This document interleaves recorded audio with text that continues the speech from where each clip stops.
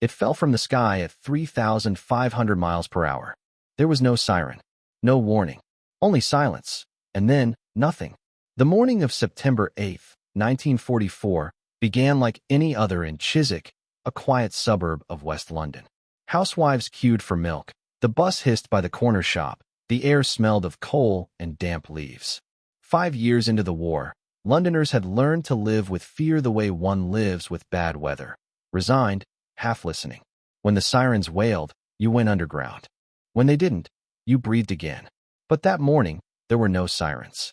At 6:43 a.m., a pressure moved through the street. Not sound, not wind, but something heavier, faster. A heartbeat later, the world tore apart. A blinding flash. Glass exploded outward. A bus toppled. And where Staveley Road had stood a second before, there was only a crater steaming in the morning air. People ran toward the hole, some barefoot, shouting names. A woman stumbled, her face gray with dust, clutching a child's shoe. The smoke carried a strange metallic taste, like burned rain. One man, later interviewed by the BBC, could barely describe it. "You'd hear nothing," he said. Then, the windows gone, the world white. 3 people were dead before anyone understood what had happened. A mother, her young son, and a soldier home on leave. Their bodies lay twisted in the rubble as the fire crews arrived, stunned by the absence of any warning. No aircraft, no engine, no siren, just silence, and then oblivion. By noon, the site was crowded with officials in long coats, their notebooks open, faces pale. They spoke in clipped tones: gas main, ammunition dump, freak accident. But the hole was too deep, the blast too clean. An engineer whispered, "It came from above." Another shook his head. "Then why didn't we hear it?" The first internal memo reached the War Office that afternoon. It mentioned a possible new form of projectile. No one dared say the word rocket. Not yet. At 8 p.m., the BBC reported only this: an explosion occurred in the London area. Authorities are investigating. People listening in darkened rooms nodded, weary. Another bomb, they thought. Another night. But it wasn't. An anti-aircraft officer, sleepless in his post, wrote in his diary, "We can shoot planes. But how do you shoot a falling star?" Over the next weeks, the pattern grew. A blast in Epping. Another in Woolwich. Then Lewisham. Always the same. No sound, no warning. The press called them mystery explosions. The people of London stopped trusting silence. Mothers refused to send their children to school if the morning was too still. Inside Downing Street, Churchill's staff debated what to tell the public. They feared panic more than the weapon itself. But the Prime Minister, pacing, cigar trembling between his fingers, muttered, "If they can strike faster than sound, then God help us all." The scientists at the Ministry of Supply examined fragments from Chiswick, alloy unlike any used in aircraft, scorched smooth, aerodynamic beyond anything they'd seen. One of them, an old artilleryman, stared at the sample and whispered, "It's as if the air was punched." In one secret report, a single line was underlined twice. "Enemy has achieved supersonic delivery. No countermeasure possible." The British censors banned any mention of rockets in the press. Even witnesses were instructed to say gas explosion. But the rumors spread anyway. Some said the Germans had built cannons that could fire across the channel. Others spoke of vertical bombs dropped from space. A vicar in Croydon told his congregation it was a sign from heaven. Yet the truth was simpler and far colder. A weapon had been born that moved faster than fear. By October, intelligence intercepts confirmed what the blast had already whispered. Radio chatter from the continent mentioned for trials. Photographs from reconnaissance flights revealed an island on the Baltic coast, Piedmont, with long concrete ramps pointing toward the sea. In the meantime, Londoners learned a new kind of waiting, not for the drone of aircraft, but for the absence of it. In the blacked-out streets, silence itself became the enemy. People would pause mid-step, listening to nothing, their hearts pounding, praying the next explosion would fall somewhere else. That was how the new war sounded, not like thunder, but like breath being held. The British called it the sound of the future.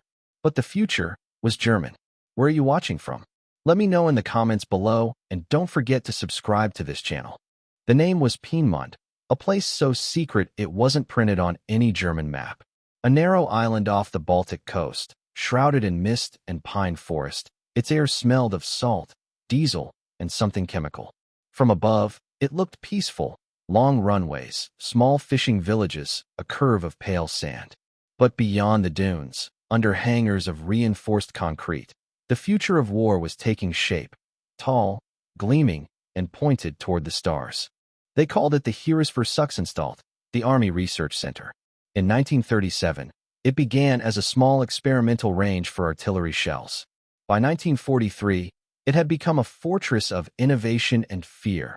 Laboratories carved into cliffs, bunkers that swallowed whole trains, and a private harbor for barges that carried fuel too dangerous to store on land. Guards patrolled the beaches with dogs. The locals disappeared behind barbed wire or were relocated inland. Officially, the area no longer existed. Inside, a new kind of weapon was being born, one that didn't need a pilot, one that would fly higher than any plane, faster than any bullet. Its name was A4, though history would remember it as the V2, Vergeltungswaffenwaffe, the weapon of vengeance. The program's director was a tall, polite man in his early 30s, Wernher von Braun. To his subordinates, he was brilliant, charming, almost naive. To his superiors, he was indispensable, the dreamer who had turned mathematics into fire. He spoke of space travel as if it were destiny. The rocket worked perfectly, he once joked, except for landing on the wrong planet. But no one at Piedmont laughed long. They knew where those rockets would land next. Test launches began in 1942. The island would tremble when the engines roared to life. Liquid oxygen screaming through steel pipes, the horizon shaking. From miles away, fishermen saw the columns of smoke twist upward, fading into the stratosphere. Sometimes, the rockets exploded on the pad, scattering molten metal and men alike. Other times, they rose clean and straight, disappearing into the blue. One reached 85 kilometers in altitude, the first human object to touch the edge of space. Word of the experiments leaked, even through the Reich's iron silence. A few letters intercepted by British intelligence spoke of fire falling from heaven. Soviet agents gathered scraps of evidence, fragments of tubing, whispered coordinates, sketches smuggled from a train worker. Across Europe, the phrase began to circulate, Piedmont. Hitler visited the island in the summer of 1943. The engineers lined up in spotless uniforms. Von Braun stood beside a full-scale A4, its black and white body gleaming under floodlights. The Führer walked around it slowly, his boots echoing on concrete. "Is it ready?" he asked. Von Braun hesitated. "Soon, my Führer. It can reach London in 5 minutes." Hitler's eyes narrowed. 5 minutes, he repeated, as if tasting the number. Then he smiled, a thin, unnatural smile, and whispered, "Then let them choke on their own fire." From that moment, the project became a race against time. Thousands of workers, engineers, soldiers, prisoners, labored day and night. The sea air corroded the metal, the engines overheated, explosions were frequent. Yet the tests continued. On the walls of the assembly hall hung a simple slogan, Hut das Morgen bauen, building tomorrow, today. Few noticed how cruelly literal that phrase had become. British reconnaissance aircraft photographed the site at dusk, their cameras capturing strange patterns on the sand, long shadows of rockets laid out like spears. The images reached London within days. Analysts spread them across a table in a dim war room. "What are we looking at?" one asked. Another replied, "Whatever it is, it's aimed west." By late 1943, Allied intelligence knew enough to be afraid. Reports converged from Sweden, Denmark, even neutral Switzerland. Mysterious trails of smoke, tremors at night, fragments of unfamiliar alloys washing ashore. One memo described a vertical weapon with a liquid-fueled engine, possibly exceeding the speed of sound. The line was underlined twice. Piedmont became a word of dread, whispered only in classified briefings. The British called it the Island of Secrets. Churchill called it a serpent's nest. But among the scientists of both sides, there was something else, a reluctant fascination. They understood that this was no longer just a war of armies, but of minds. Whoever mastered the rocket would master the sky. One German technician, later captured, recalled the feeling of watching a successful launch. It was beautiful, like sunrise. And then you remembered, it was built to kill. In Berlin, Goebbels demanded propaganda footage, the rockets lifting, the crowds cheering. But even he knew, this was a weapon meant for fear, not victory. Germany was losing the war. Its cities were burning. Piemont was their last card. By autumn, the Allies had gathered enough evidence to act. Photographs, intercepted orders, testimonies from resistance networks, all pointed to the same place. Inside the war cabinet, maps of northern Germany lay covered in red ink. The order was given quietly, with no press release, no fanfare. Find the island. Erase it before it erases us. And as the decision left Churchill's desk, hundreds of British bombers began to roll onto the runways, their engines rumbling like an approaching storm. The future of war was about to be tested in fire, and in the darkness above the Baltic, the island of secrets waited for its reckoning. Piemont, August 17, 1943. The code name was Operation Hydra. 597 bombers lifted off from eastern England that night, their bellies full of 2,000 tons of explosives. The largest night raid yet, and the most important. The crews had been briefed under heavy security. Few of them knew what Piemont truly was. A high-value target, the officers said, pointing to grainy aerial photos of a narrow island in the Baltic Sea. The pilots squinted at the blurred shapes. They looked like warehouses or factories. None of them knew that beneath those roofs were the world's first space rockets, waiting to burn London to ash. By dusk, the first Lancaster bombers climbed into the darkening sky. Engines hummed in perfect rhythm, a deep, vibrating growl that felt almost holy in its unity. Over the North Sea, the air grew colder, the moon vanished behind clouds, and the horizon disappeared entirely. Inside the cabins, red lights glowed on faces pale with sweat. Cigarettes burned between gloved fingers. They flew low, too low, beneath radar, the waves only a few hundred feet below. One gunner later recalled the silence before they reached the target. It was so dark you couldn't tell if you were flying or falling. The only thing that existed was the engine and your heartbeat. At exactly 0:57 hours, the first Pathfinder planes dropped flares over the island, glowing green fire that cut through the night. The sky opened in streaks of light. Then, the bomb doors yawned wide. From the ground, the scene must have looked biblical. Entire sections of sky pulsed orange as the first waves hit. Shock waves rippled across the beach. The great assembly hall where von Braun's rocket stood was torn apart, steel bending like paper. Barracks collapsed. Concrete shattered. Men ran through flames that had no direction. One survivor, a technician, wrote years later, "We thought the sun had come down to kill us." But Piemont was not just soldiers and scientists. The Germans had brought in prisoners from Buchenwald, men forced to labor underground, building rocket parts in tunnels too narrow to stand straight. That night, more than 700 of them died, trapped as the walls caved in. Their names never appeared in any report. Up above, British pilots marked the target and turned home, their bomb bays empty, their formation scattered. 40 aircraft would not return. Many fell into the sea without a trace.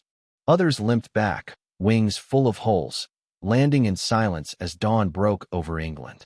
One pilot, barely 20, wrote in his log, "We burned the future that night, but it didn't stay dead." Because beneath the smoke, much of Piemont still stood. The main laboratories were damaged, but intact. Von Braun survived, as did most of his team. When the fires cooled, they walked among the ruins, faces gray with ash, counting the dead and the undestroyed. He said nothing for hours. Then, turning to his deputy, he whispered, "We'll move the work underground. They won't find us there." And so the next phase began, deeper, darker, colder. The rocket program was relocated to the Harz Mountains, inside the tunnels of Konstein, near a place that would become infamous, the Mittelwerk factory. Beside it, the SS built a new concentration camp called Dora. Its prisoners, tens of thousands of them, were ordered to dig, haul, and die in the name of vengeance. The mountains smelled of wet limestone and oil. The tunnels echoed with the clang of metal and the cough of the dying. There was no daylight, only the hiss of welding torches and the quiet prayers of men who knew they would never leave. The engineers worked in separate sections, rarely seeing the suffering around them. When asked later what he knew of Dora, von Braun said simply, I did not look too closely. The first new rockets rolled out by winter. They were tested on frozen plains near Blizna, Poland, their silver skins gleaming in the snow. German officers watched through binoculars as each missile rose on a tail of fire, vanishing into the clouds. Some failed spectacularly, scattering wreckage across the fields. Others succeeded, vanishing clean, traveling higher and faster than ever before. From these hidden mountains, death was reborn, refined, perfected, prepared for its next journey across the sea. The British would soon hear the result in the silence over London, but that night, in August 1943, none of the airmen could have known what their bombs had failed to stop.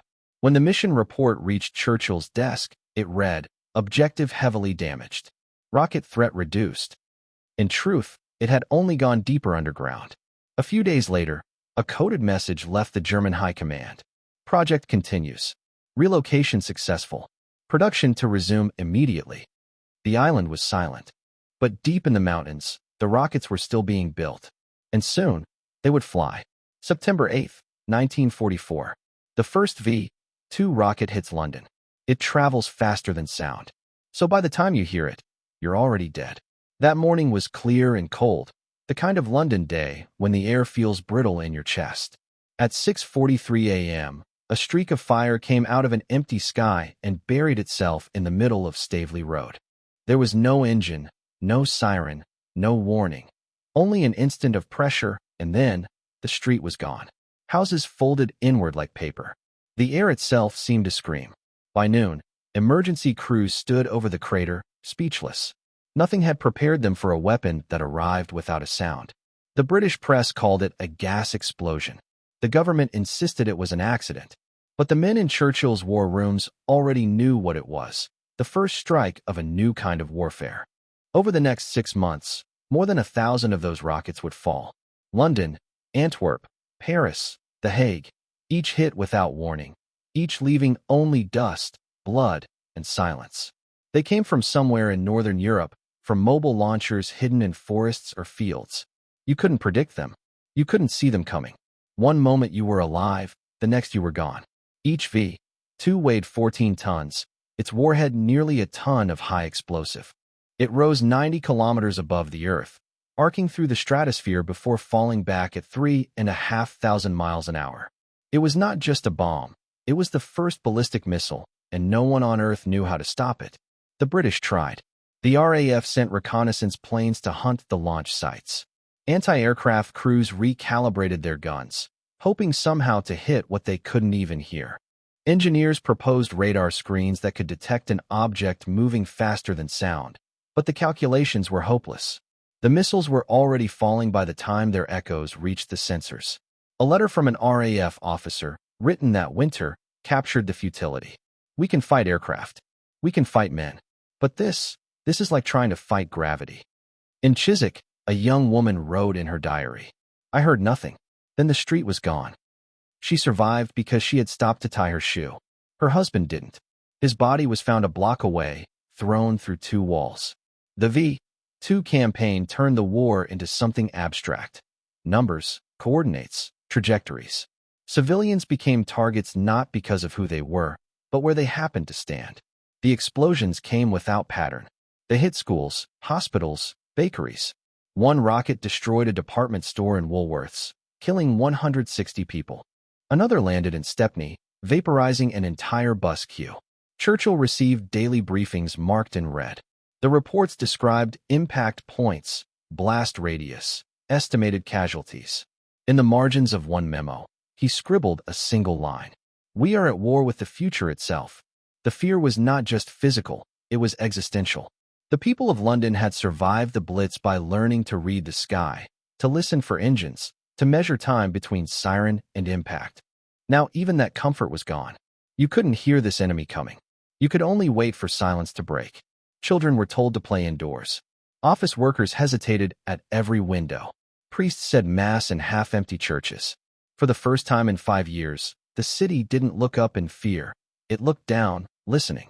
The Germans, meanwhile, filmed their launches as propaganda. Newsreels showed the rockets rising in arcs of fire, engines screaming against the Baltic wind. The miracle of German science, Goebbels called it. But even inside the Reich, not everyone celebrated. Some of the engineers who had watched the first successful tests now felt hollow. They knew what those trajectories meant. They had calculated them. The V-2 was as precise as it was indifferent. Once launched, it followed a perfect mathematical path, a curve that obeyed only gravity and momentum. The same equations that could one day take a man to the moon now erased a family in London. By the winter of 1945, the attacks grew desperate. The Allies were closing in, and the German launch crews fired at anything within range. Antwerp alone was struck hundreds of times. Streets collapsed. Whole neighborhoods were erased. And yet, for all their terror, the rockets changed nothing. They didn't slow the Allied advance. They didn't alter the outcome of the war. They only killed, efficiently, invisibly, pointlessly.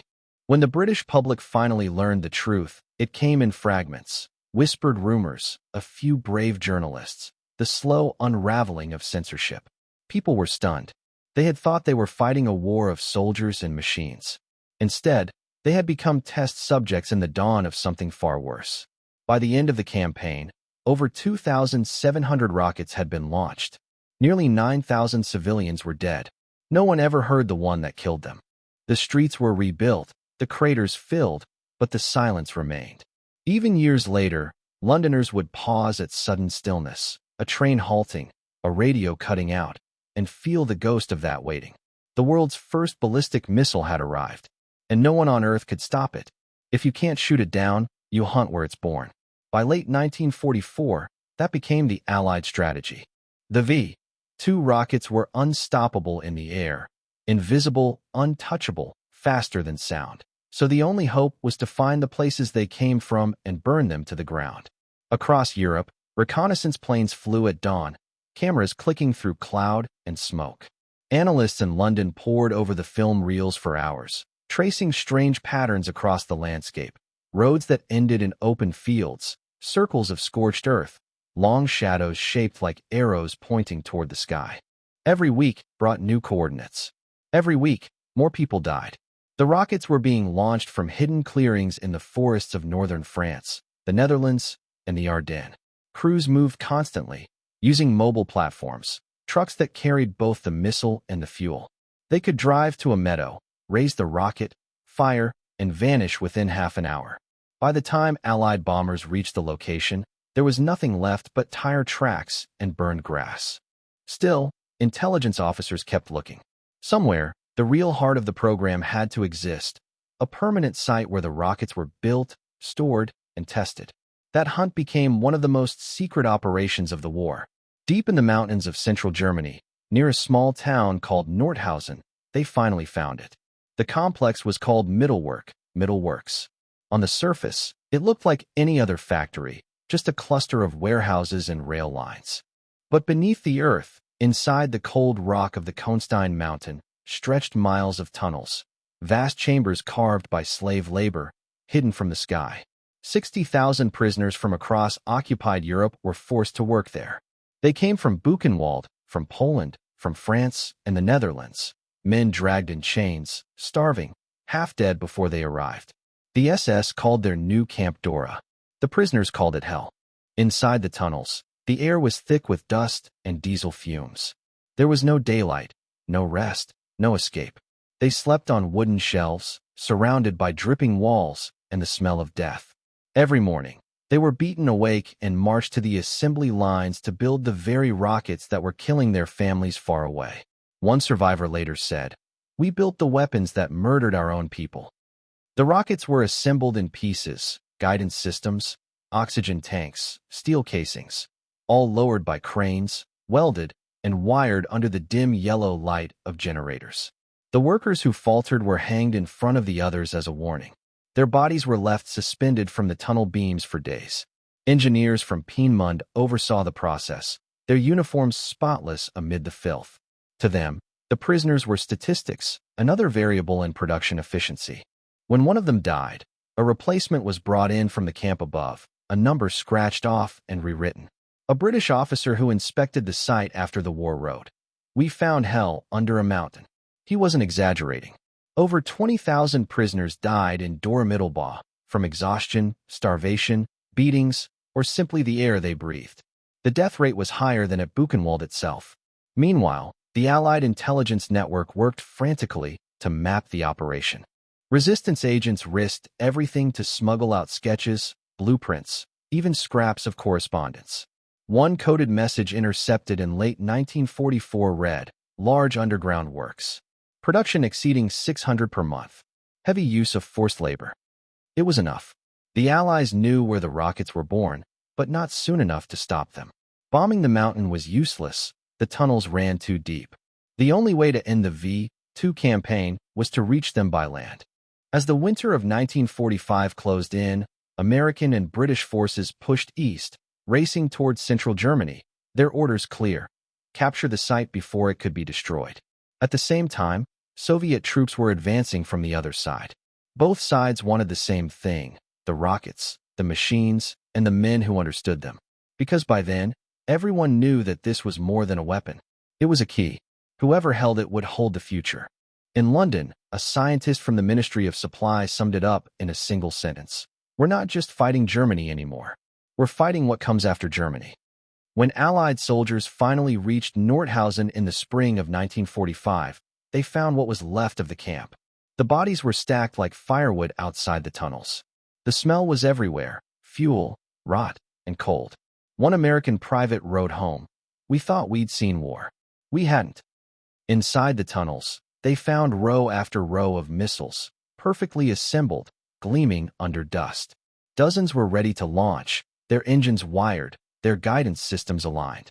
Crates of spare parts stood neatly labeled in German script.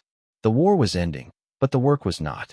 That day, one of the captured prisoners walked up to a soldier, pointed at a half-built rocket, and said quietly, that one was meant for you."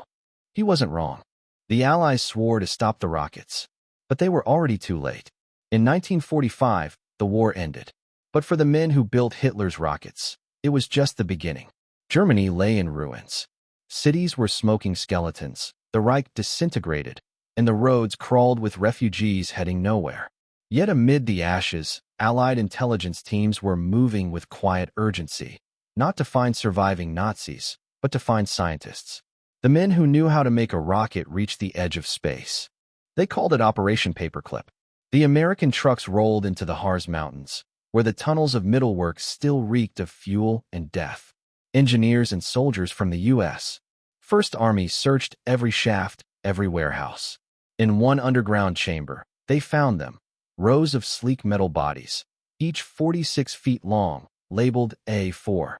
Some were disassembled, others ready to launch. A major turned to his aide and whispered, "My God, these are the future." Nearby, in a requisitioned farmhouse, a group of German scientists waited for capture. Werner von Braun was among them. Thin, limping from a recent car accident, his arm in a sling. He gathered his team, about 100 men, and made a decision. If they surrendered to the Soviets, they'd vanish into the Gulag. If they surrendered to the British, they'd be interrogated and discarded. But the Americans, they needed what he knew. So von Braun ordered his engineers to pack their documents, their blueprints, and as many parts as they could carry. Then they drove west under cover of night, through roads littered with corpses and abandoned tanks, until they reached the U.S. lines. There, von Braun approached an astonished lieutenant, saluted, and said in perfect English, "My concern has always been rockets, not politics." The Americans didn't hesitate. Within days, they secured von Braun, his team, and over 100 V2 missiles. Each was carefully catalogued, disassembled, and loaded into railcars bound for Antwerp, then shipped across the Atlantic. The scientists followed soon after, their Nazi past quietly erased, their records rewritten. Officially, they were specialist engineers on temporary assignment. Unofficially, they were the spoils of war. In total, more than 1,600 German scientists, technicians, and engineers would come to America under Paperclip. Their expertise was priceless: propulsion, guidance, metallurgy, aerodynamics, the blueprint of modern rocketry. The same hands that had built the V2 for Hitler now worked for the United States Army. Across the ruins of Germany, the Soviets were conducting their own hunt. Their operation was called Oso Aviacum. Red Army units swarmed over captured research facilities, rounding up anyone with technical training. Entire families were loaded onto trains bound for Moscow. Among them were designers, physicists, and machinists, the second-tier minds left behind by the Americans. By 1946, nearly 2,000 German specialists were working in Soviet laboratories, some willingly, most not. The race for the future had begun, not between nations, but between ideologies armed with the same stolen dream. In Fort Bliss, Texas, von Braun and his men worked under armed guard, wearing American uniforms without insignia. They were ordered to reassemble the V-2s using captured parts, to teach American engineers how to make them fly. They tested them at the White Sands Proving Ground in New Mexico, the same desert that had seen the first atomic bomb a few months earlier. A young U.S. officer watching one of the launches wrote in his logbook, "We came looking for monsters, and found the men who built the moon." But the moral line was thin. In Washington, not everyone approved. Senators demanded to know why war criminals were being welcomed as heroes. Some of the scientists had been SS officers. Others had overseen slave labor at Dora. But the Pentagon's answer was blunt. "We cannot afford to lose them. The Russians will not." And so the files were cleaned. The photos erased. The words Nazi and SS disappeared from the paperwork. Wernher von Braun, once a colonel in the Waffen-SS, became Dr. Wernher von Braun, civilian engineer. He gave lectures, posed for photographs, shook hands with generals. America had forgiven him before even knowing what it forgave. In the East, the Soviets set up their own test site near Kaliningrad. Under the guidance of captured German teams, they began launching V-2 replicas painted with red stars. The first Soviet ballistic missile was built with German parts, fired by German technicians. Stalin called it progress. The Germans called it survival.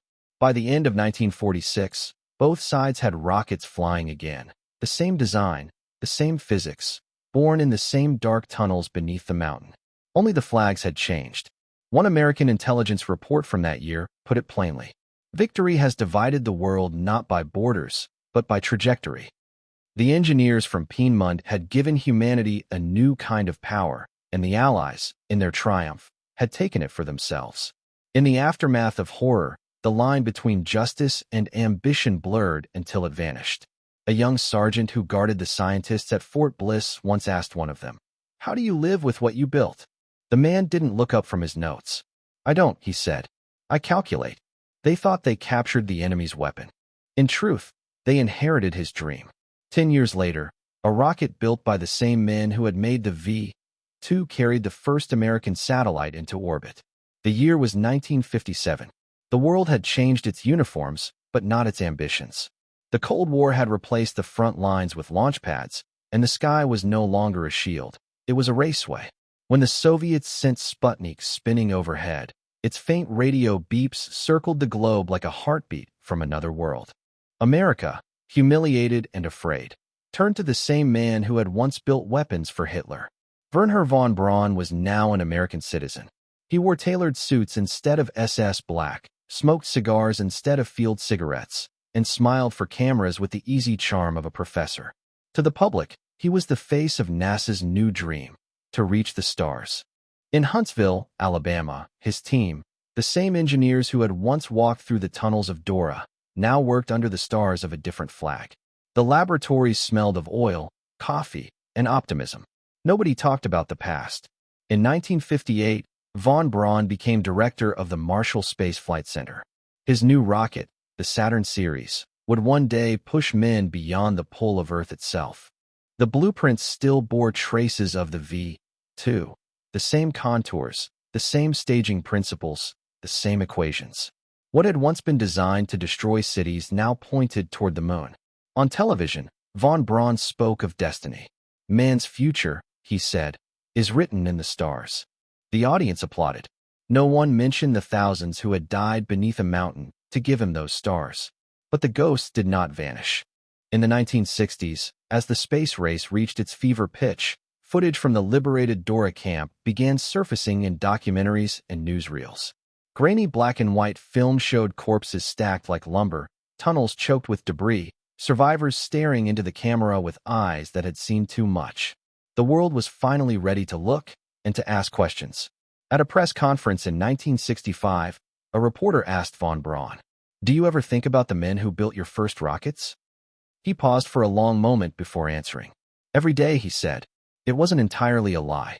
The Saturn V thundered to life on July 16, 1969. At Cape Kennedy, the ground trembled, the sky turned white, and 500,000 people watched in stunned silence as three men rose toward the moon. Television carried the images across every living room.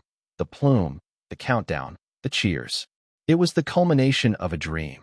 The same dream that had once fallen on London without warning. Neil Armstrong's voice crackled across space. The Eagle has landed.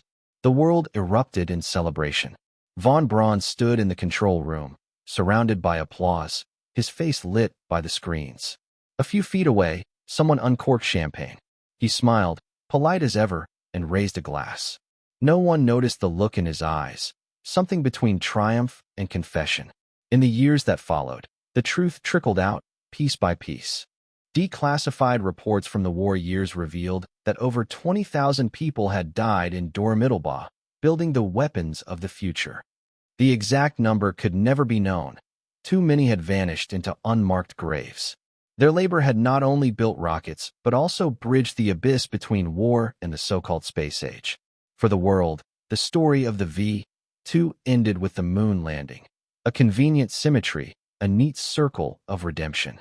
The weapon of vengeance had become the vessel of exploration. But for those who knew its origins, that circle felt less like closure and more like orbit.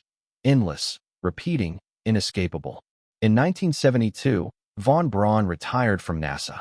He spent his last years speaking at universities, talking about faith, technology, and the future of humanity among the stars. When he died in 1977, his tombstone bore a single inscription, Psalm 19 verse 1. The heavens declare the glory of God. Yet beneath the heavens, the ground still remembered. In Nordhausen, the tunnels of Mittelwerk were sealed but never entirely emptied. Tourists sometimes came, walking through the cold corridors where the air still carried the scent of rust and old oil.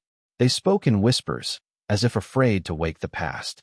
One of them, an American visitor, paused by the damp stone wall and said softly, "This is where space began." The guide didn't answer. He only looked at the darkness ahead and murmured, "No, this is where it fell." History has a way of disguising its beginnings. The same flames that once consumed London would later light the path to the moon. The same equations that guided destruction would chart exploration. Humanity had conquered the sky, but in doing so, it had learned to aim at itself. The Allies won the war, but when they looked into Hitler's rocket, they saw themselves. The future doesn't always arrive with wings. Sometimes it falls from the sky.